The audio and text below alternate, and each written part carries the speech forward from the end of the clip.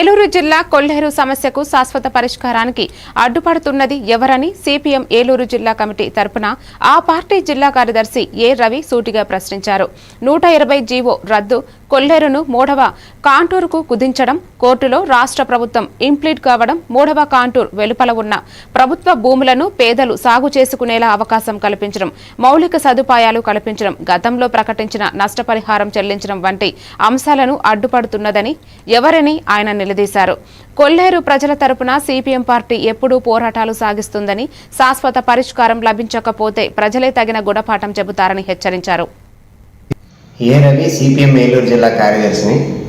కొల్లేరు సమస్యకి శాశ్వత పరిష్కారం చూపెడతామని నిన్న కైకలూరు శాసనసభ్యులు కామినేని శ్రీనివాస్ గారు పత్రికలకు తెలియజేశారు. శాశ్వత పరిష్కారం చూపిస్తే చాలా సంతోషం, చూపించాలని చెప్పేసి అక్కడ ప్రజానీకం చాలా కాలం నుంచి అడుగుతున్నారు.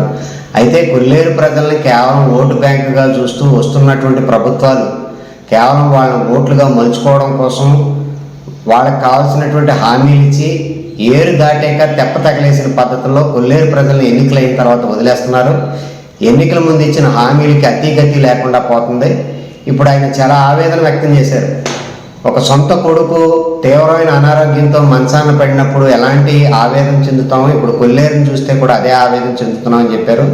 ఇలాంటి కల్లిబుల్లి మాటలు ఆవేదన కాదు, ప్రజానీకానికి కావాల్సింది దీర్ఘకాలంగా 120 జీవోని రద్దు చేయాలి, అది 3వ కాంటూరుకి కుదించాలి, 3వ కాంటూరు పరిధిలోనే అభయారణ్యాన్ని అభివృద్ధి చేయాలి, పర్యావరణాన్ని పరిరక్షించాలి, పక్షులను పరిరక్షించాలి.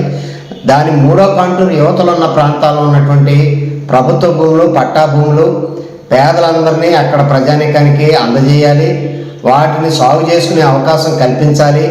వాళ్ళకి అక్కడ తాగునీరు కానీ, మరుగుదొడ్లు కానీ, మంచినీటి సౌకర్యం కానీ, లేకపోతే రోడ్లు సదుపాయం కానీ, కనీస సదుపాయాలు కూడా కల్పించకుండా తీవ్రమైన ఆటంకాలు సుదీర్ఘంగా పెడతా ఉన్నారు. వాటిని పరిష్కారం చేయాలి. ఫలితంగా అక్కడ చదువుకోవడానికి వర్షాకాలంలో పిల్లలు బళ్ళకి, స్కూళ్ళకి వెళ్ళటానికి కూడా తీవ్రమైన ఇబ్బందులు పడుతున్నారని చెప్పి గతంలో వాళ్ళే గత ప్రభుత్వాలు ఉన్నప్పుడు విమర్శ చేస్తూ మాట్లాడారు. ఎన్నికలకు ముందు మోడీ గారే స్వయంగా మేము 5వ కాంటూరుకి మేము ఆ సమస్యని పరిష్కారం చేస్తాం అని చెప్పేసి హామీ ఇచ్చారు. నంద్యాల జిల్లా శ్రీశైలం నియోజకవర్గంలో